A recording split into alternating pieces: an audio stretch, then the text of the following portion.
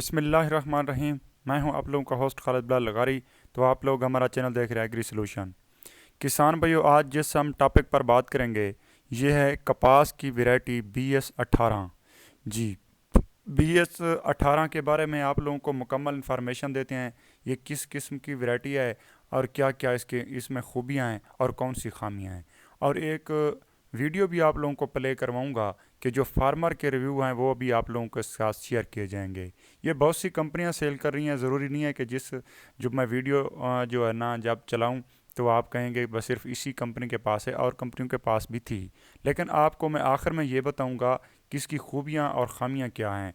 वो मैं सिर्फ आप लोगों को आगे चलकर बताऊंगा कि इसकी जो खूबी है क्या है और इसकी खामी क्या है, ये कामयाब क्यों नहीं हुई, ये अप्रूव्ड क्यों नहीं हुई। क्योंकि ये अभी तक मंजूर शुदा बिल्कुल नहीं है, ये अप्रूव्ड वैरायटी नहीं है। तो अभी ये अनअप्रूव्ड है और मेरे ख्याल में ये अप्रूव्ड होनी भी नहीं है। तो मैं आप लोगों को इनकी जो रीज़न है थोड़ी बहुत जो मेरी नॉलेज में आई है, जो मैंने इनको कास्ट किया था, तो जो मेरी अपनी ज़ाती राय है वो मैं थोड़ा आगे चलकर बताऊंगा।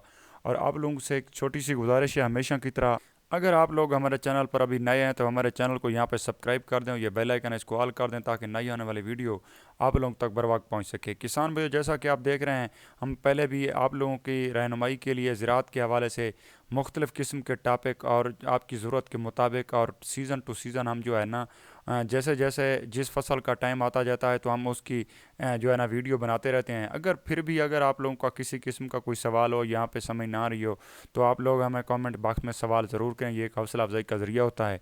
उम्मीद करता हूँ कि आप लोग हमारे रेगुलर सब्सक्राइबर होंगे। अगर नए हैं तो हमारे चैनल को सब्सक्राइब करने के बाद हमारी वीडियो को विज़िट करेंगे और कमेंट बॉक्स में अपनी राय को ज़रूर देंगे।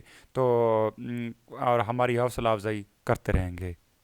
किसान भाइयों, मैं थोड़ी सी ये वीडियो प्ले करता हूँ, आप थोड़ा इसको देख लें और फिर इसके बाद मैं आप लोगों को इसकी खूबियाँ और ख़ामियों के बारे में मुकम्मल डिटेल देता हूँ आप लोगों को।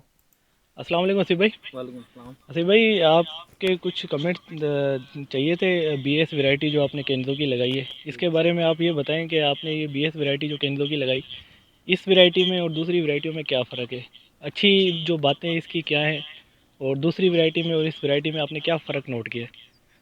इसमें इसकी सबसे अच्छी बात तो ये है कि थ्रू आउट द सीज़न इसमें एक तो जो फ्रूटिंग है वो बहुत अच्छी रही है। और इवन जो हमारा मतलब यहाँ पे फ्लडिंग सिस्टम है उसमें भी इसने इसमें काफ़ी बर्दाश्त रही है। हालांकि काफ़ी इसमें पानी खड़ा रहा है, कुछ दिन तक पानी खड़ा भी रहा है, लेकिन इसमें यह है कि दूसरी वैरायटियों के मुकाबले में इसमें जो ग्रोथ है उस पर भी कोई फ़र्क नहीं पड़ा। और जो इसकी ग्रीनरी है जो भी है उसके फ्रूटिंग वगैरह पे भी कोई फ़र्क नहीं अच्छा पड़ा। अच्छा आसिफ भाई, एक चीज़ ये बताएं कि जो फ्लड आया उसके बाद जो दूसरी वैरायटियाँ थी वो बैठ गई। जी, उसमें थोड़ी बहुत डाउनी आई।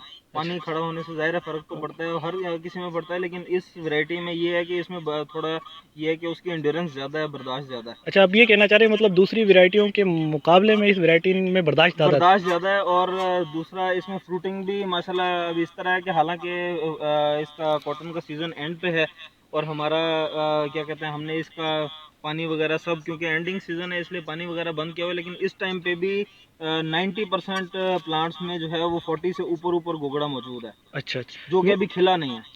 अच्छा, इसके बारे में ये बताएं कि हमने जब लास्ट स्प्रे किया था एक्सटाल का, जी जी। एक्सटाल के स्प्रे के बाद आपने पिकिंग जो की उसकी क्वालिटी कैसी थी, कॉटन उसकी क्वालिटी इस तरह की थी कि हमने